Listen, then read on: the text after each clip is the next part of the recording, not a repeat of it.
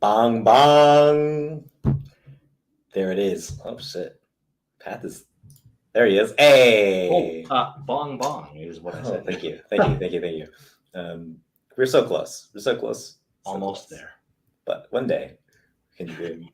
How many weeks in are we? And every week starts the exact same. Yo, year 2 is that's where we're really gonna.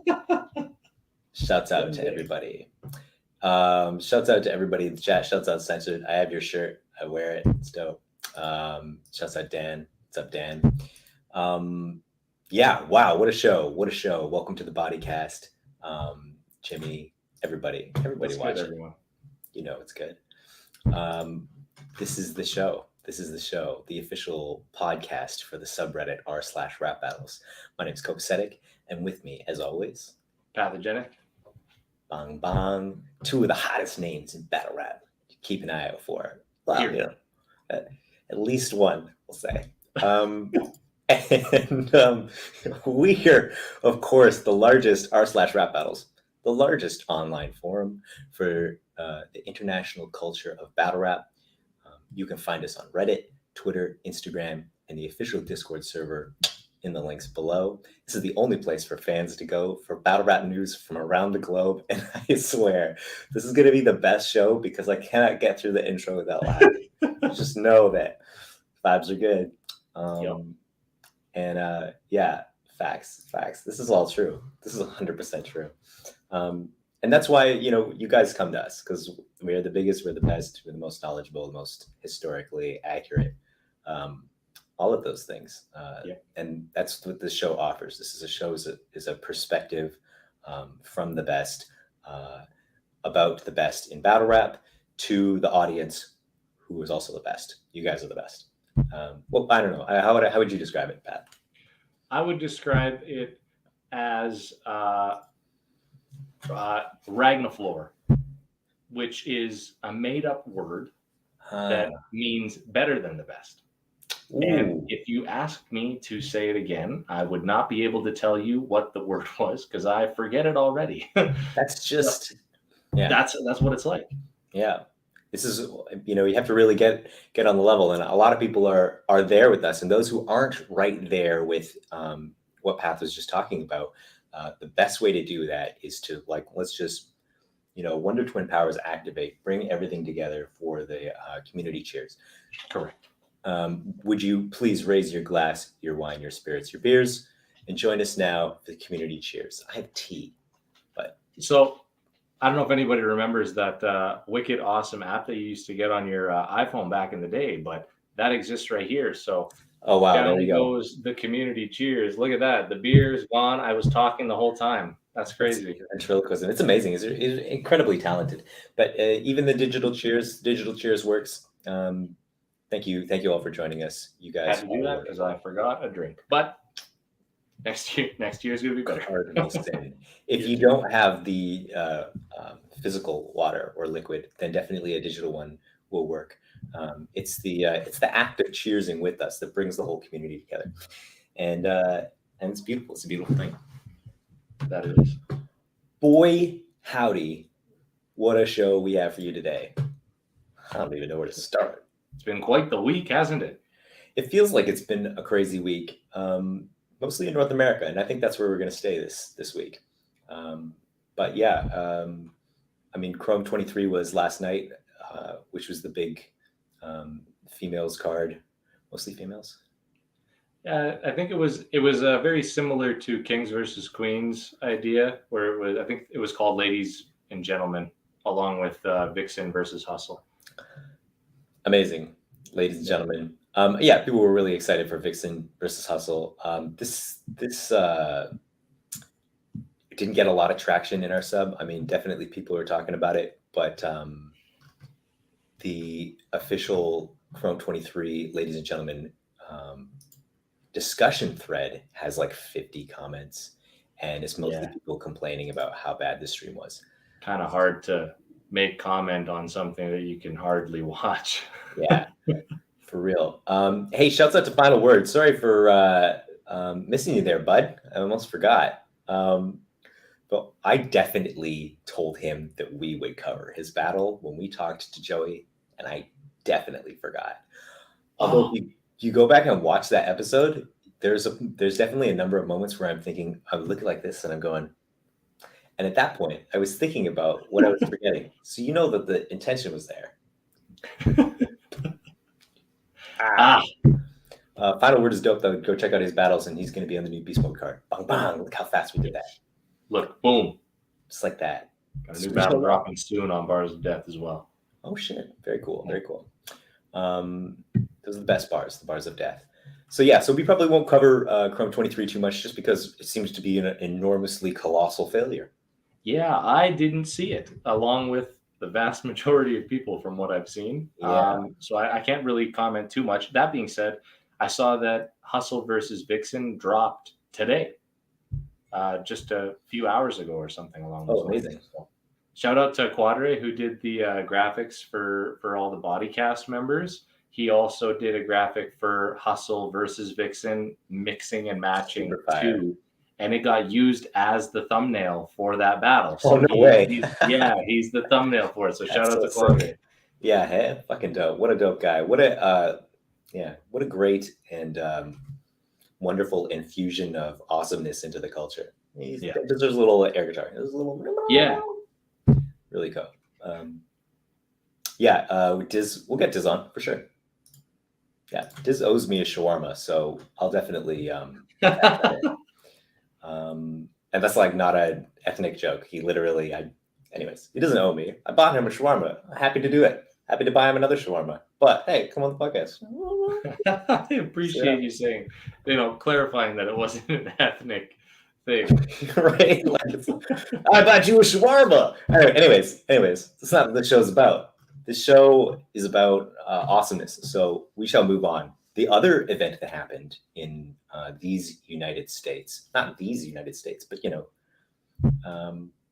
was the Nicest in goddamn undisclosed location. Oh, I love undisclosed location. I believe it was in Brooklyn, somewhere in Brooklyn. I got a lot of friends in New York that I saw were having stories about it, so it had to be somewhere in the New York area. It seems like an Eastern card, right? I mean, Pat Stay, Dunch, Bill Collector, Dre Dennis, Eddie I. Big K. Yeah, is Big K East? I guess he is, hey? My versus East, technically. It's just Florida. Virginia? Right? That is East. It's, as a Canadian, we got to know, like, the whole world, the international geography and American geography. Honestly, man, solid, liquid, gas, those are the only states I need to know. Facts. But I'm just saying that, it's like, it's all up here for us as Canadians. I'm sure select Americans too. But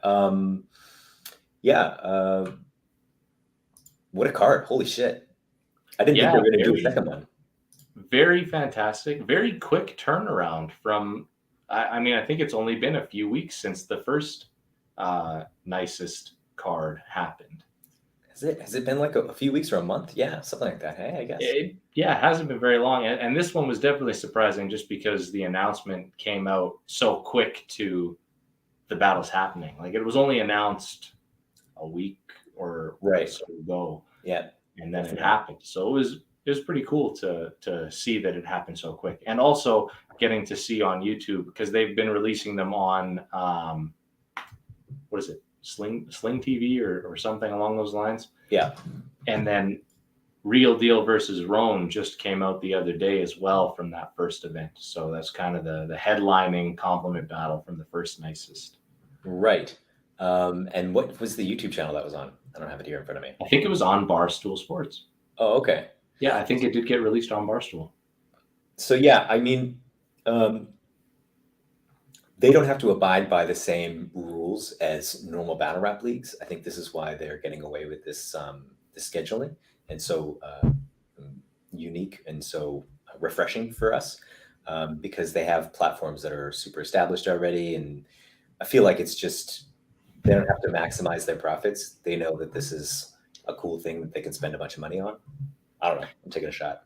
Yeah, I think it almost appears to me, and obviously I have no business sense whatsoever when it comes to this kind of thing, but it kind of seems to me like Barstool looked at Roan's history when it comes to battle rap, saw how much traction he has, especially when it comes to compliment battles, because him and Pat are the epitome of compliment battles. Right, And directly look, under me and Little G. But yes, of course. slightly under Copacetic. I mean, when But you yeah, think of the big three, it's Roan, Pat Stay, and Cope. Copacetic, yeah, sure. And with that being said, seeing that as a market that is completely untapped and going from let's do compliment battles as a one-off that's kind of cool and different to let's literally just do compliment battles. Barstool's all about, being funny. And Yeah. generally compliment battles are a lot funnier than actual battles. Yeah, you have to sort of, just because they're it's so antithetical to the whole idea of it, that it's, by its nature, it's going to have that contrast that makes people laugh. They do, however, run into the same problem that a lot of leagues have when they dabbled with compliment battles, and it's like, does this get old really quickly? Jimmy saying, not the biggest fan of compliment battles, but you have to support Barstool and these events they're throwing. And I think, yeah, that's like a good sentiment. They're paying these battlers, which is great. And these are great, fun compliment battle matchups that maybe we would never see. Like, these cards are legitimately great. If these cards weren't compliment matches, they'd be fucking amazing. Yes, 100%. And the other thing, I mean, there's probably so many things that actually go into throwing these cards. I don't know if each of the battlers is taking a pay cut, because this is a lot of big names that normally would cost a lot of money, and maybe they are getting their normal fees. Maybe because it's a compliment battle, they're giving Barstool a little bit of a deal, so it just works out better. With that being said, though, too, I think that the thing that they're going for that makes it not lose its steam is having very different people on each card. I don't think that there was, correct me if I'm wrong, just because I'm not looking at the card, I don't think there was a single battler who was on the first one that's also on the card that happened yesterday. And so what you get is you're now seeing battlers who don't traditionally do them, like Big K, who's known for being the opposite of compliments. Mm-hmm. And you're seeing different voices and looking at everyone put their own spin on it, which definitely makes it more fun and more enjoyable to watch. Whereas maybe, months down the road when you've got to bring people back that have done one already, and you're seeing the same thing over again. Maybe it is a little bit different then. Yeah. So it's, at the end of the day, it's entertaining rap. It's rap for making, people go crazy with bars and wordplay and jokes. And what's up? Whoop is here. Shouts out Whoop. Whoop, there it is. The legend. Yes. I love that guy. And Billboard is in the house as well. What's up? What's up, good Billboard? Another legend. So many legends. That's what this is about. That's what this show is for. But yeah, I watched Roan versus Real Deal, and I love both those guys. And I thought, maybe it's like I don't know, like it's funny for a bit, but there's something about competitive battles that are just, they're there for a reason. They're the mainstay because that enmity, that energy, that fight, that not wanting to lose is such a motivator in some ways. I don't know what the hell I'm talking about, but for some reason it felt like, it was cute and I liked it, but it wasn't like going crazy or anything like that. I don't know. Maybe I'm just let me throw my own spin on looking at it, especially because of what you just said, is that you specifically may not be the target audience for these battles themselves. Thank you. Because we are already a part of the culture. We already have the things that we like and that we want to see. Right. And so with these, it's great, it's cool, it's a fun thing. But this is meant for something you could show your mom. Right. Maybe not Pat Stay versus Roan, but you could show your mom a compliment battle, and it's funny and it's cute, like you said. Yeah. And so maybe that's what the goal is, as opposed to That's totally it. appealing to You're the 100% audience. right. Yeah. And I mean, it's on the Barstool Sports. These people, oh, what's this? You're doing a rap battle? Cool. It's all compliments. Neat. Like, I get that. Yeah. That's great. And that's great for the culture to bring those people in like that, the way that Pat Stay versus Roan did. So you're totally right. It was going over my head. And that's, I think, the case for a lot of things with the battle rap culture, is that we assume that we're the target audience.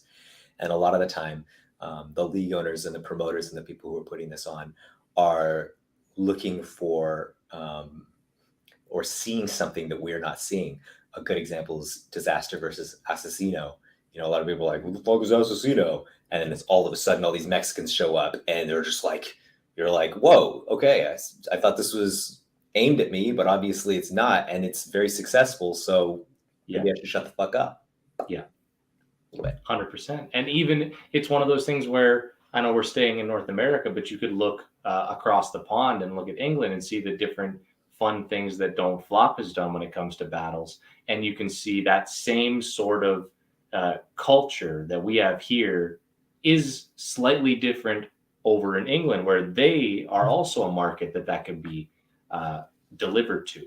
Yeah. And it is successful there as well. Now, obviously, it's not strictly compliments. There's a bunch of different fun, wacky things. But it's funny to see how the culture is the same across the board, but it's different here. It's different on the East Coast. It's different on the West Coast. It's different in England and Nigeria. It's really cool. Extremely on point commentary, Pat. And it's just so good having you on the show. Fucking home run that shit. That's all we do here. Mostly I set it up, and then Path, pow, out the park. Willie D's in the chat. What's up, Willie? Call me Mark McGuire. Bang, bang. That's good, Willie. Yeah, I think that's the case, and I wish them all the best, and I'm excited for these drops from the first event and from this next event. I mean, Big K versus Eddie I is fucking awesome. I mean, I can't even imagine how my verse versus the Saga. How does that even? What does that even look like? So. Yeah, lots of great professionals, lots of cool, unique voices in the culture. Maybe you haven't done this before, and it's if you don't like it, maybe it's not for you. Maybe you're not the target audience. 100%. Shout outs to Roan and the rest of the Nicest for pairing my verse up with a Christian who can't compliment her in the same way that I'm sure a lot of other battlers would be complimenting her. My verse is something else. She's a very special battler and human, and extremely attractive. It's just very, very talented. Yeah, she's extremely talented, extremely attractive. I think she's one of the most attractive women. Period. End of sentence. Like battle rap. That's it. That's the end. I would say. All right. So, anyways, we're having fun. Moving right along. Let's talk about iBattle. Now iBattle is crazy, right? Yes. You see these events and you see the way that they're moving, and they're like lockstep with the heartbeat of the culture. I like the way I phrase that. Very well done. Thank you. I'm done. And they've been throwing lots of events, and they've been expanding, and they've been collaborating, Valentine's Day Massacre and things like that. And they work so hard. What is going on with them? What do you see this next thing, Hostile Takeover 2? They're developing talent. They're bringing new guys to the fore. They got, everybody's love and support. It feels like the battle rap community is really behind iBattle. What do you see for the second half of their year? It's just, they can't continue to do this, can they? What, from your experience with iBattle, can you give us a snapshot of how this is all working out? Yeah, the snapshot that I'm going to give you is two things. One, it starts with Lex, who is literally a mastermind when it comes to matchups, when it comes to work ethic and being able to throw different events. And the second snapshot, or the second part of it, is the moniker that they have and that they call themselves. They call themselves the Cult. And going against the negative connotations that come with that word, it really does feel like its own community and its own family that wants nothing more than to help and put themselves on. And that is exactly how it works out when they're throwing these events. You have battlers that have been at iBattle for a long time that are helping, guys like Sweeney that were helping set things up for one of the events. And that's kind of the stuff that Lex needs when you're trying to do all of this work by yourself. It's a lot, but with the team that he has, with Lex, with Paul, with their camera crews, their app team, all of that, it's very, very well organized, and it's a methodical machine. And in my experience, obviously from last October to now, they've thrown so many events. It's almost one, maybe even two a month sometimes. Yeah, it feels like that. And so when I thought that maybe it is just going to slow down to one a month, it's almost ramped up even more, because now they're working on both cards for their big iBattle names and developing the sort of upper echelon of talent, all the way to throwing cards that are just strictly to developing new talent that's coming in, and even further down, holding tryout cards to bring even more new talent in on top of that. And so it's been really, really cool. Yeah. It's crazy to look at. I think that you nailed it on the head with that. Leadership is so important. I mean, when you think about the absolute tremendous amount of, I peek behind the curtain a little bit. I know sort of a little bit about promotion and the other side of the business, and it's a tremendous amount of work. What is it?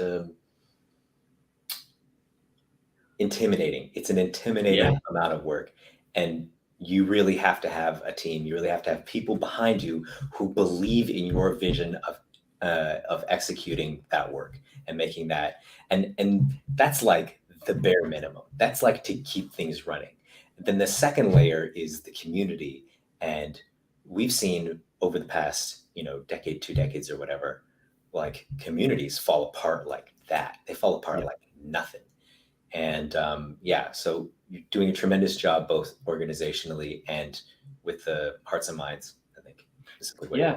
It's really, really cool. And another really cool thing as well is, especially anyone who's on Twitter that's followed Lex on Twitter, he says it all the time, and it's really cool to watch it unfold, is that he has gotten really into wrestling again, and specifically the more underground side of wrestling, being like your local wrestling scenes all the way up to AEW, which was an independent wrestling league and that sort of thing.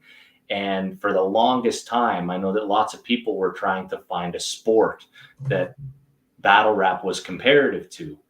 And going through the wrestling stuff, Lex has said multiple times that that's what he thinks that Battlerap is like. It's a lot closer to a wrestling promotion than it is to a lot of other things. Sure. And so him going to those events and learning those tricks that go into hosting and doing one of those matches is the same sort of thing that he's been trying to implement with iBattle itself. And it seems to be going fantastic. That's smart. Yeah. There's a lot of synergy there. When you think about, obviously the comparison is athletes and athleticism, but it's really not. It's creativity, it's charisma, it's amplitude and aptitude, man. It's like, the show that you and someone else can put on to entertain a group of people. Yeah, totally. Womp's got it right here. That's smart business to go in there and see what other synergies you can find in that model. Definitely, we know, Shadi Hara's got his wrestling league in the UK. Yeah. And Laughingstock, and there's some guys on the West Coast who are like heavy into wrestling too. Like I think Marv too. I had a whole round for Marv 1 about how he likes wrestling and how it's lame. And then I was like, I'm going to battle this guy, and there's going to be a bunch of people in the audience who are like, you don't like wrestling? So you don't want to fire.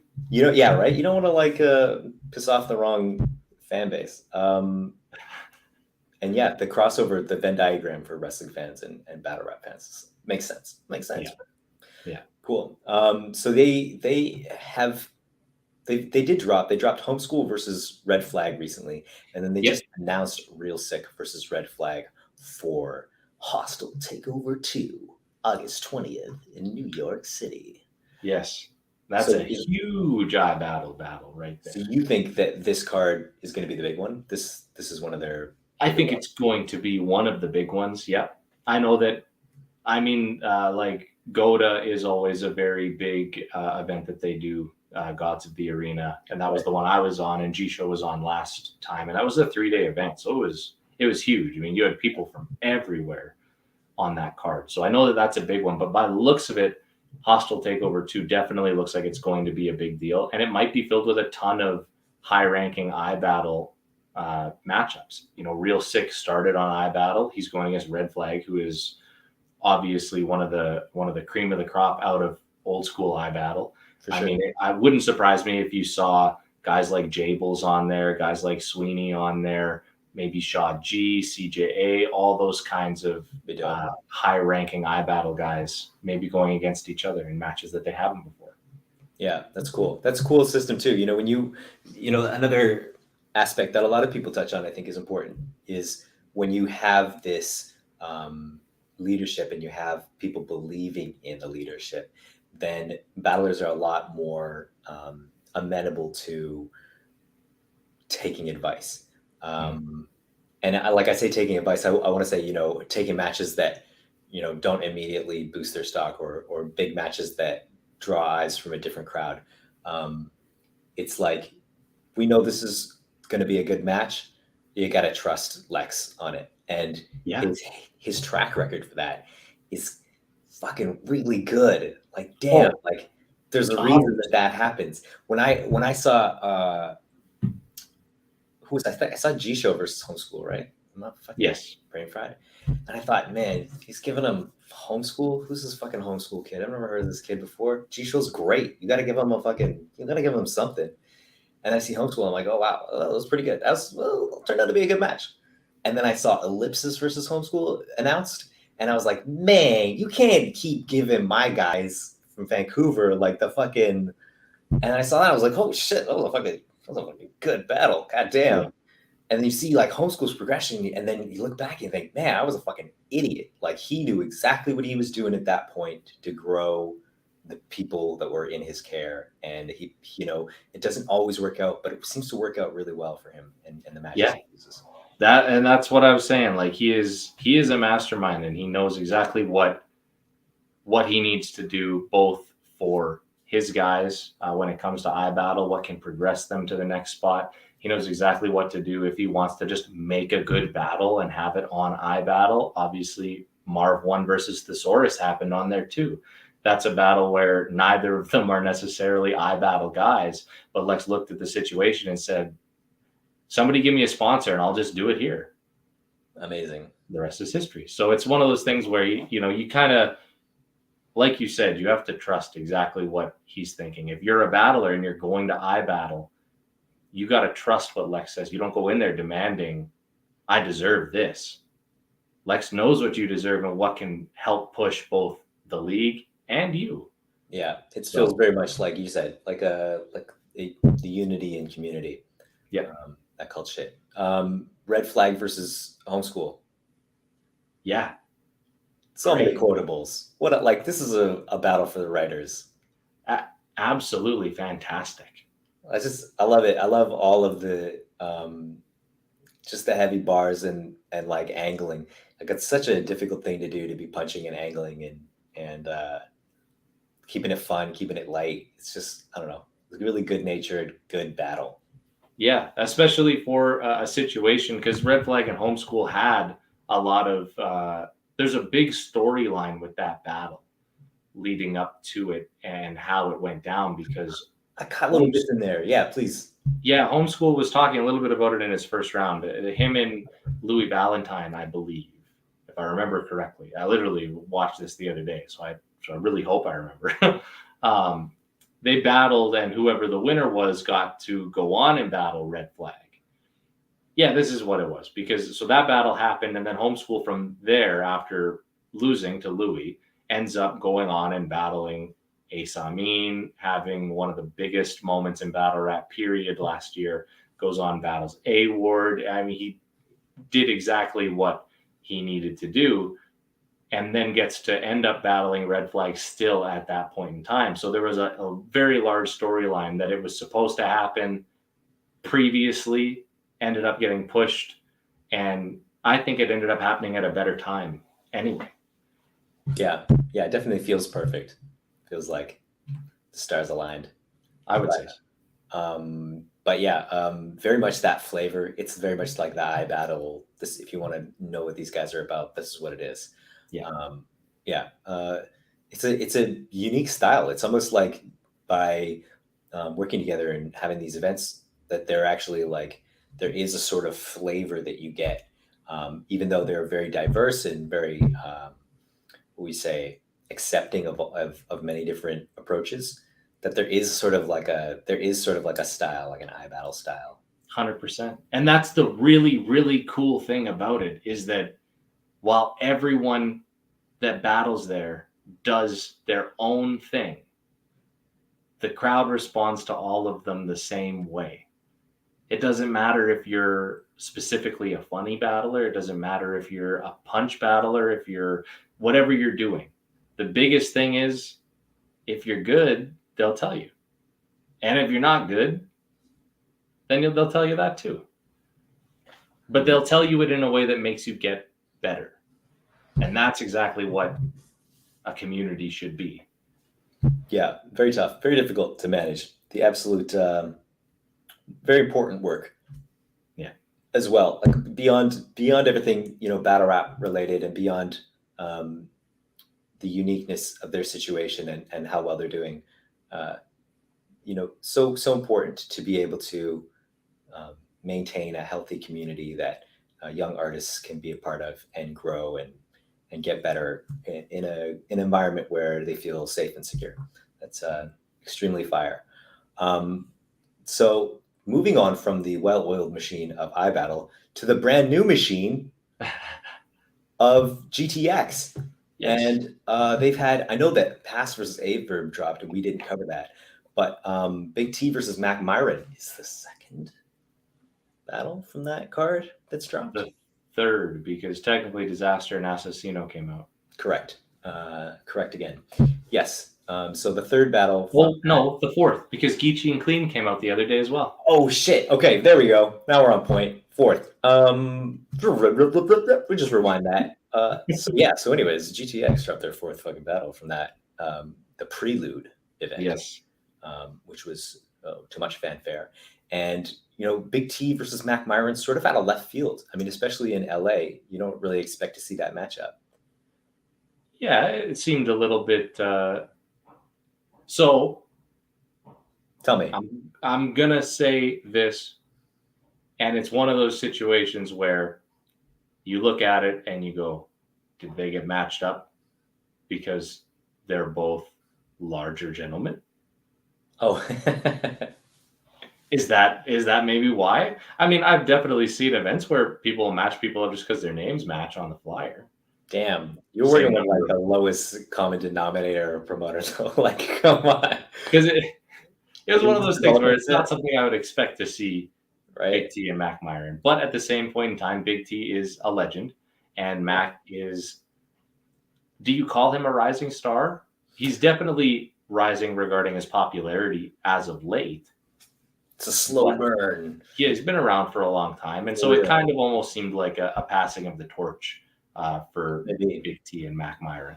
Sure, yeah. In some aspects, Big T was so instrumental in building the culture of Battlerap in its early stages. And Mac Myron, I remember him versus JC, which was 7 years ago, something like that. I don't know. So his name is way more popping right now. His name is just like what he did with the King of the Dot season and in the playoffs. Just his building outside of KOTD and outside of URL has been really impressive. And he's fucking great. Like, let's just be real. Mac Myron is hilarious. He's so funny. He's so energetic. He's got great bars. He's just doing everything at 100. Like, yep. He's a scary individual. For real. I don't want to battle him. I would not want to battle him either. I'd see that though. I'd like to see that. Yeah, let's put Path. You want to see me die, Cope? Yeah, yeah, please. And this battle was it's weird because it was underwhelming, but also better than people have been saying. I know that a lot of people have been bad mouthing it, like, oh, Big T's terrible, and Big T's totally fallen off, and et cetera, et cetera. And like I can see that because of where the expectations are. It's another conversation about expectations. Mm-hmm. But he wasn't like choking throughout it, and he wasn't like horrific. Like he was a little slower, but he had some good stuff. And I don't know. What did you think? I think that when it came to Big T's performance, it was very much a sense of highs and lows throughout it. There wasn't a very consistent basis of, like with Mac, I was consistently impressed throughout his round where he was up, and then he would also have an even higher moment.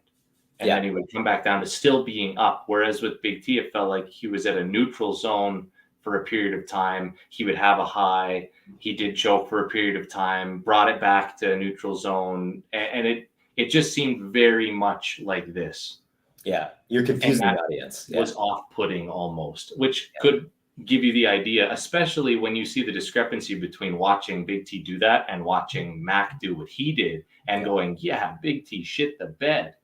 When really you just watched someone who was on 10 against somebody who was on 6.5, 7.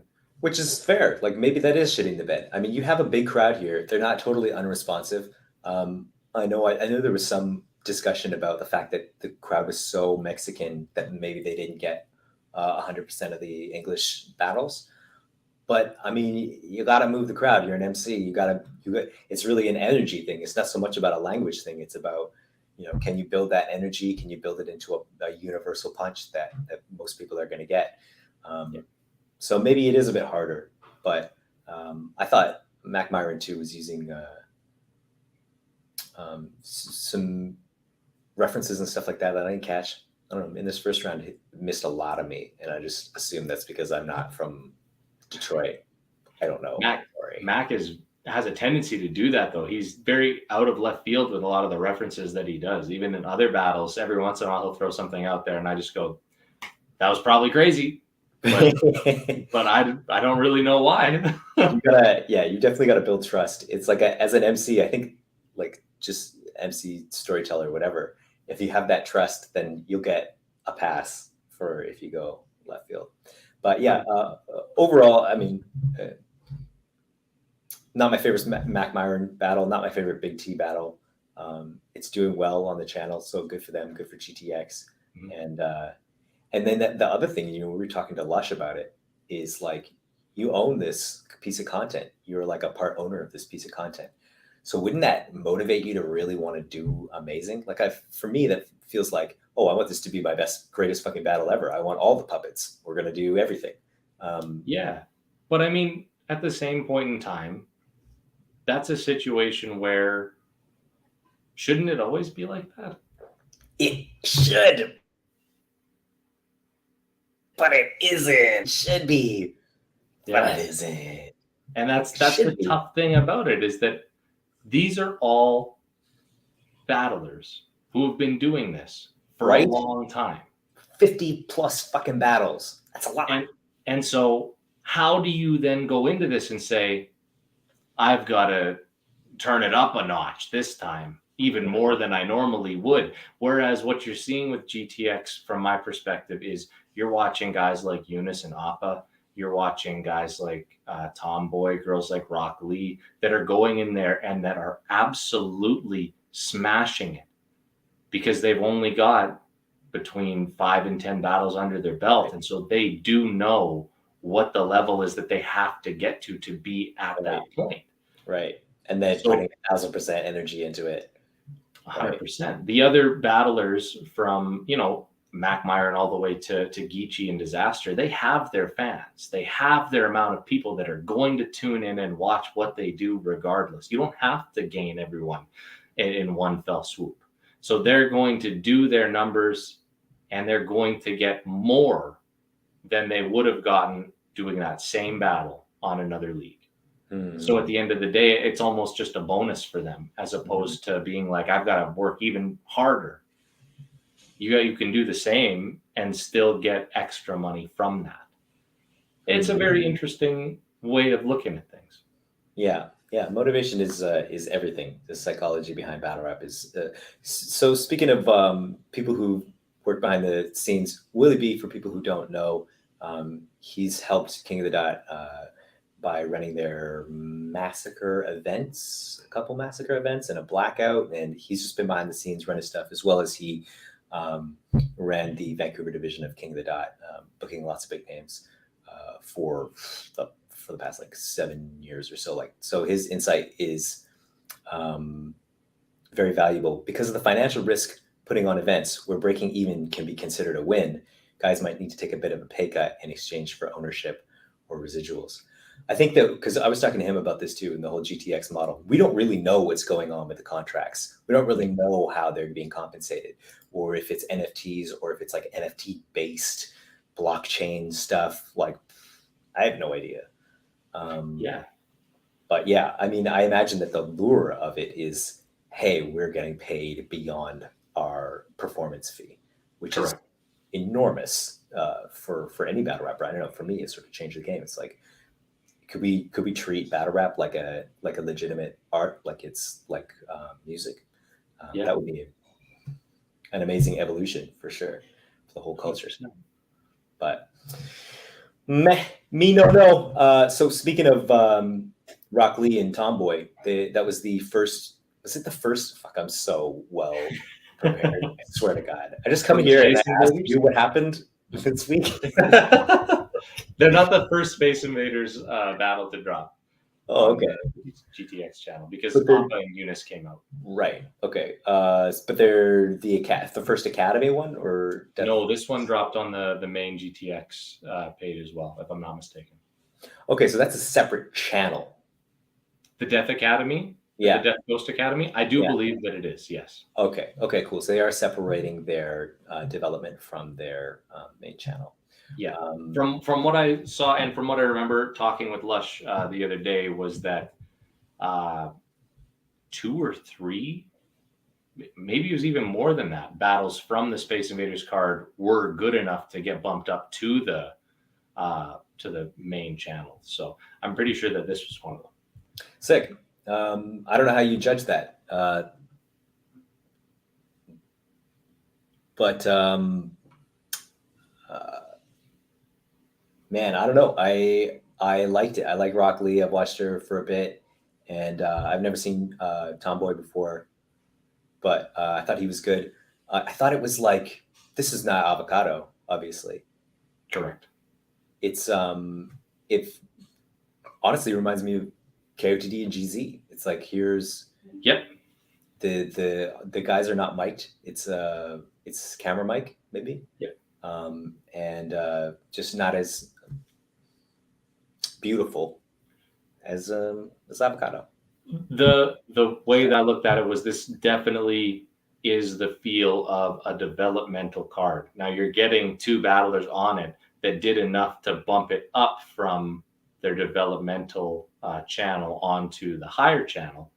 But with that being said, it was still filmed to be a developmental card. So that's a big pet peeve with me. Like, I get that, and I understand that there's got to be a difference because of the overhead. I mean, like, I fucking totally know.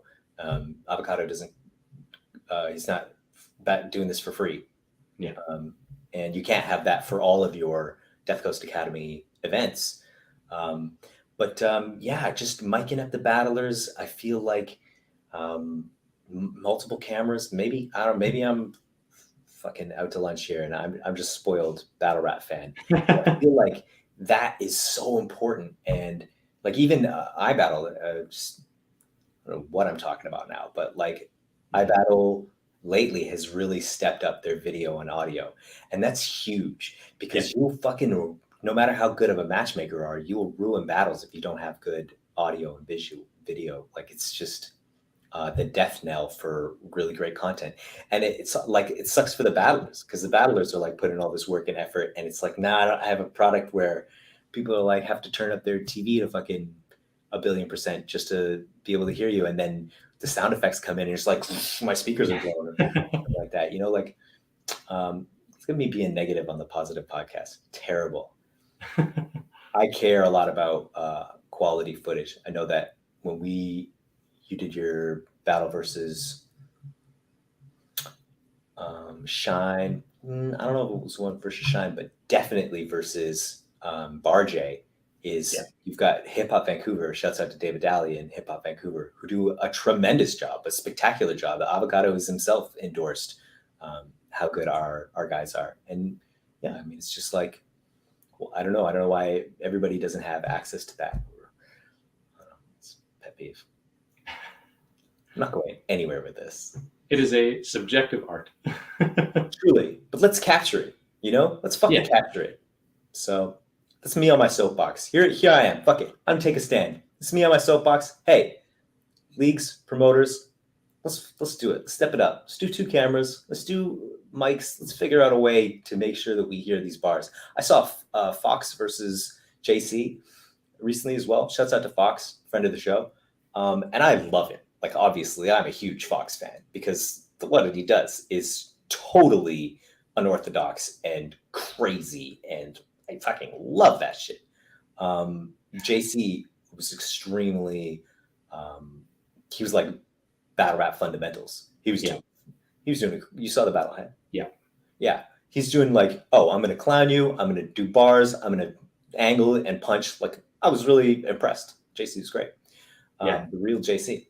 And Fox, I like, because he's so crazy and erratic, like if it's not in a mic attached to here, I'm going to miss stuff that he's putting in different places in the room. He's not broadcasting out here. He's putting his punches and his setups in different places. And I just, man, I don't know. It pains me. It's upsetting. That's the only way to hear that or see that art, you know? Yeah. So, okay. If we're talking about how unique Fox is, for those who haven't seen a Fox battle before, if you were to picture an MMA fight where you have a regular person standing in the ring in a regular fighting stance, Fox will come into the ring and get on his hands as a handstand and try and fight you with his feet in the air like that. He's just so out there when it comes to what he does. It's like if, and for battle rap fans who know battle rap, it's like if Michael White had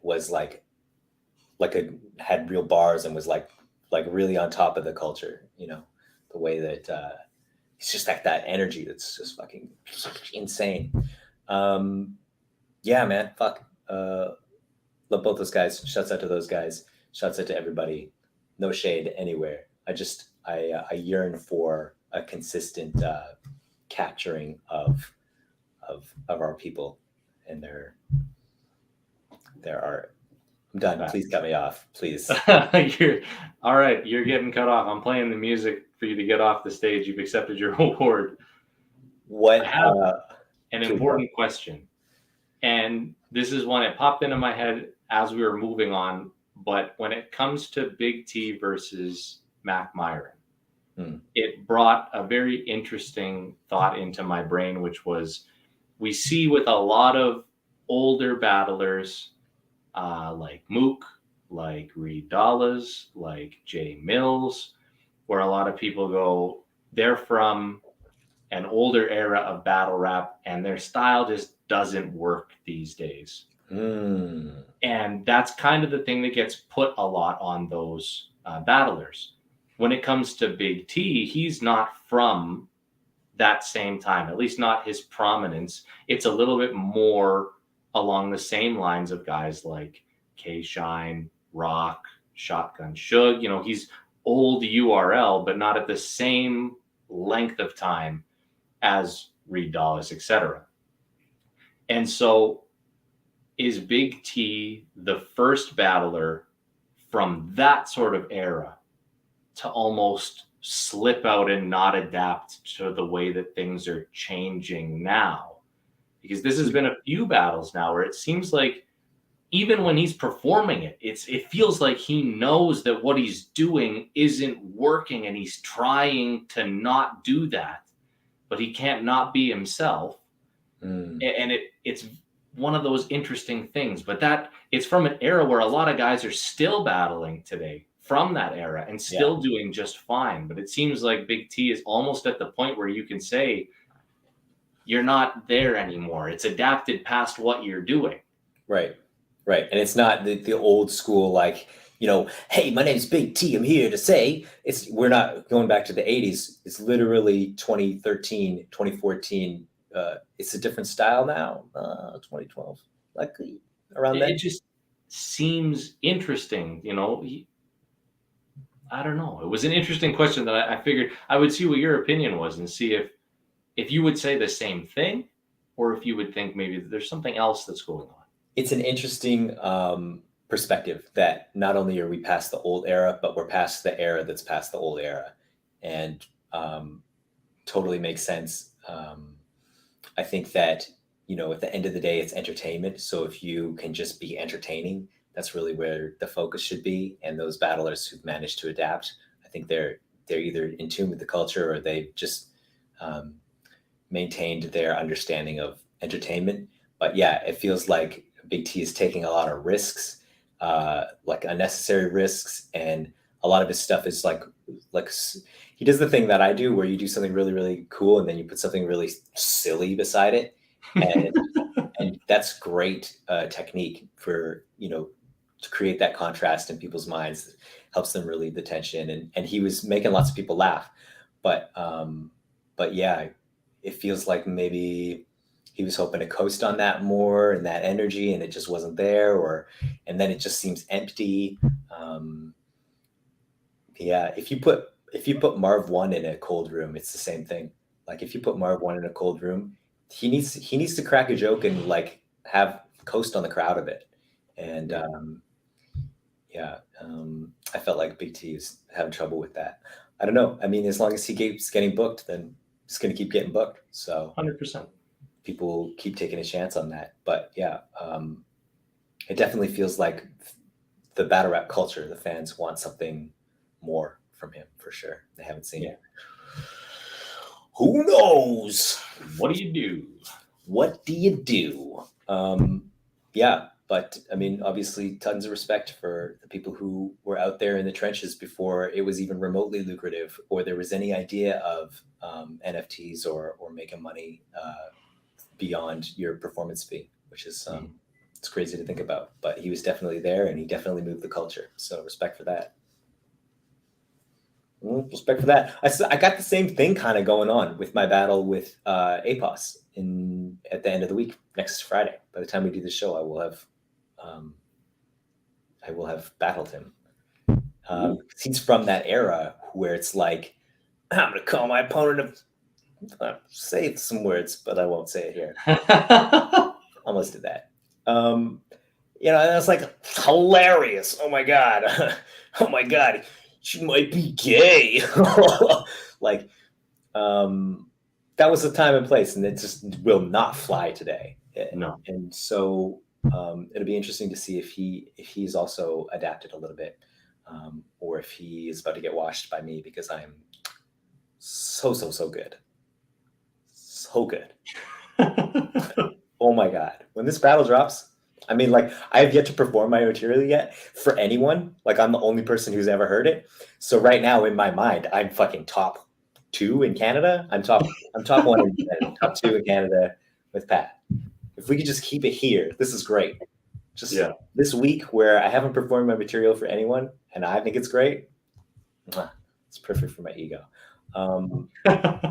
But yeah, we shall see. And I'll obviously keep everybody who cares informed. The last thing that we got to talk about today, is keep it moving. It's been a fun show. It's mostly fun for us. Yes. Gnome 12 URL. Gnome 12. First announcement. Damn. This is kind of controversial. Is it controversial? I mean, I guess this is sort of, I don't want to say a long time coming, but somewhat expected. What do you think? I thought that it was weird that people wanted it so badly, and they got it when it comes to the quarantine series that they were doing at the beginning of the pandemic. Like Rock and T-Top battled on that already. And yeah, I think at that point it was a video battle still. So it's different. Yeah. But it's like, you still got enough that it should have, been okay until it actually happened. So for people to say, oh, there's controversy because this should have happened, or how has this not happened? It did. It might not have been exactly what you wanted, but it gives you enough of a taste test until hypothetically you get the actual plate. And what are we saying? Like, I mean, T-Rock, God damn. That's the part that we clip. for Twitter. Thank you. So T-Rock versus Tay-Top is the match, which we didn't say. But the match, the first announcement number 1 is Tay-Rock versus T-Top. Like, Tay-Rock's stock is still very, very high from his last battle versus Vixen. That guy. Oh, really? Was Vixen his last battle? Yeah, on Kings versus Queens. Yeah. Oh, okay. I was thinking it was somebody bigger than that. Who's before that? I can't remember if it was Twerk or somebody, or he had another one after that. Because he battled Twerk on Till Death Do Us Part in October. So he definitely would have had to have had one between Men and Vixen. But he was a fill-in for Surf, because Surf was supposed to battle Vixen on Kings versus Queens, and then Surf dropped out of that. So Right. Did he battle Chilla? Was that the one? He battled Chilla on the last Gnome, which was interesting. A year ago. But yeah, Tay-Rock his status is sort of cemented. Really, was top of the URL. I consider him to be the top of the top tier in the world. I would say so.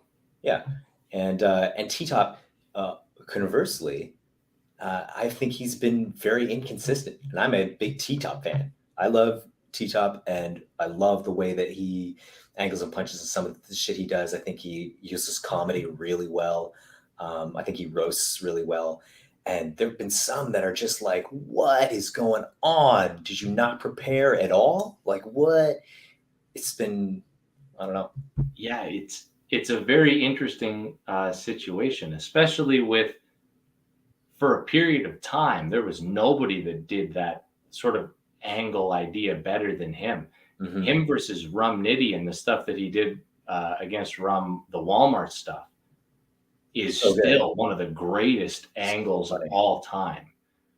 And I think that, he's gone up and down, especially against Coffee when he battled her. There was lots of people saying that, yeah, that was a dope angle, but it's not true. And so he falls into the untrue angle idea there. And then additionally, he battles Mike P and has a great battle against Mike P, brings out Anderson Burris and has moment of the night. And it was, kind of made me feel like, okay, we're back to the T-Top that we saw previously. And then battling Sharon, I felt that there was nothing spectacular about it. I thought that Sharon washed T-Top. I thought he was good, don't get me wrong, but I didn't see him at the same level that I had same him previously. Yeah. And that could be for a lot of things. I mean, he's got a great business right now with Haymaker and his cannabis stuff, and that's probably taken up a lot of his time, and he's probably making a lot of money. And for a lot of guys, money is the motivator when it comes to battle rap. And so when you have money coming in from somewhere else, if I don't want to battle or battle that great, I'm either just doing it because, or I'm doing it to fulfill the contract that I had. Fuck it. Love to see people who step away from battle rap because other parts of their life are going really well. So that makes sense. Definitely, you're putting 2 and 2 together there. User Find Mercy on Mars says, don't sleep on T-Top's ability to win over a crowd and steal rounds off charisma and humor. If Rock gets too tight and tries to just bark on him, I see T-Top countering that. I would say, what would you say? I would say that's true.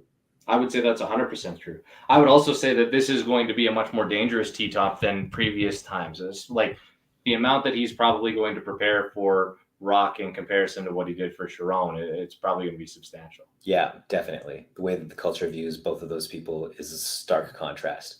Yeah. I mean, we're talking about the main event of Gnome, which is the night of main events. Is that really what it is? Is this the main? I believe that is the main event. I mean, Rock has been on every Gnome except for 2 or 3, I think. So wow, it's got to be at least first or second, like main or co-main.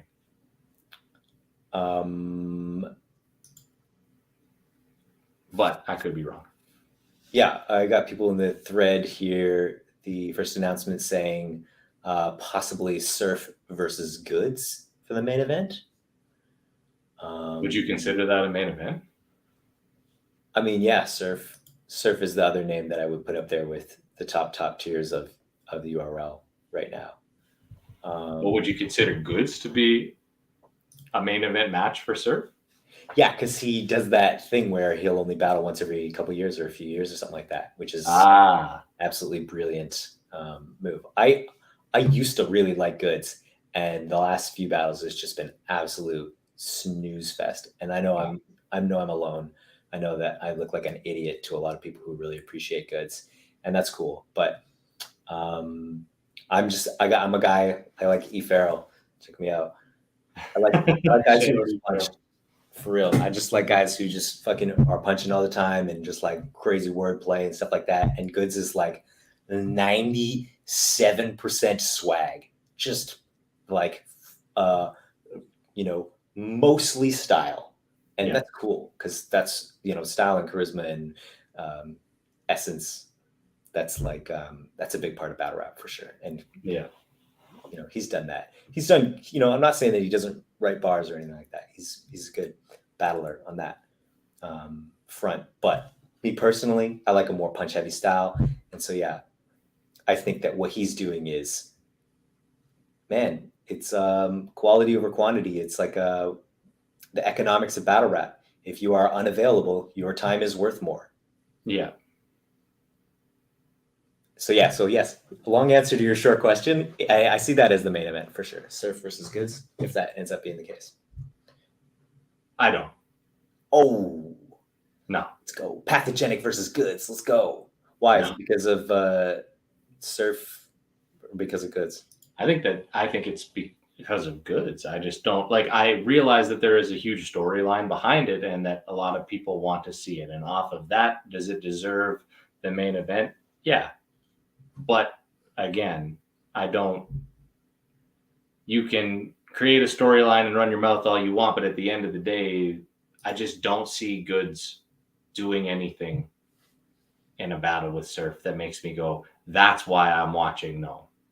Hey, I'm watching Gnome for everything else. And on top of that, I get the bonus of watching Surf and Goods. When same conversation that we've been having this whole hour is, here's a guy, Goods, who's from that sort of era where, you could say some hot shit and coast on it for a bit. And here comes Surf in the new era, and he's punching and saying crazy shit, haymakers, like he's knows how this new style of battle rap really works.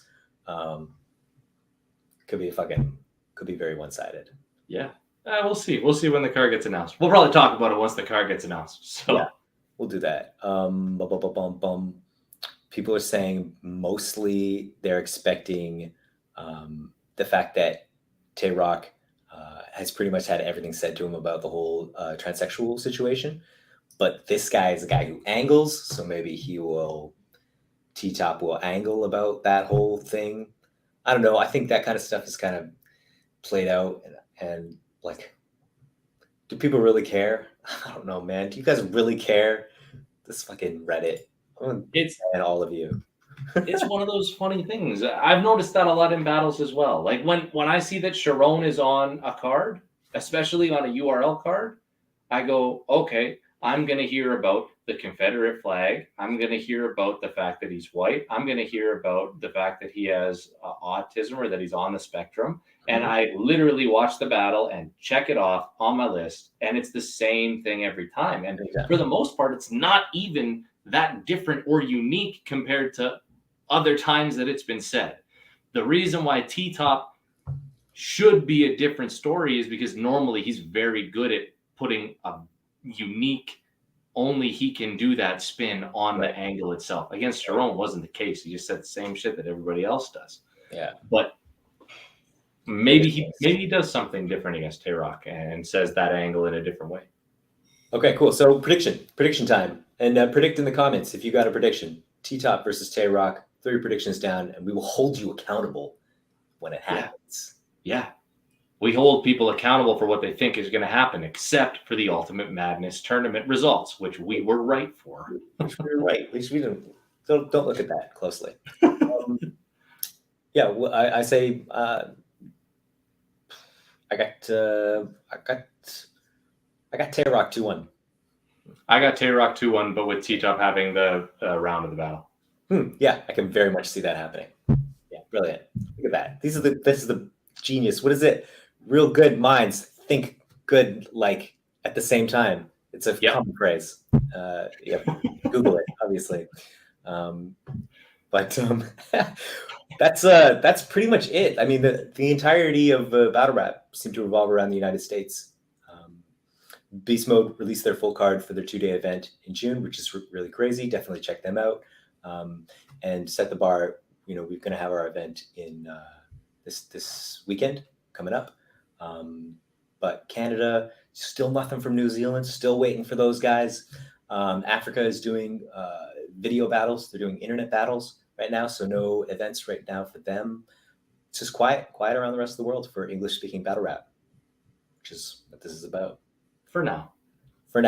But we will definitely be back next week to regale you with the current storylines and ongoings of things that are happening around the world in the culture.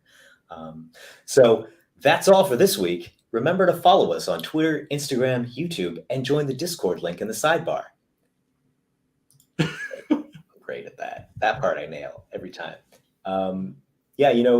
I wouldn't suggest that you click like and subscribe if you haven't already, or left a comment who you think is going to win T-Top versus Tay-Rock, or left a comment about who is the best in Canada, who could possibly be the best battle rapper in Canada right now. Leave a comment, and click all the buttons as you do, and fuck it, we'll see you next week. You got anything to add?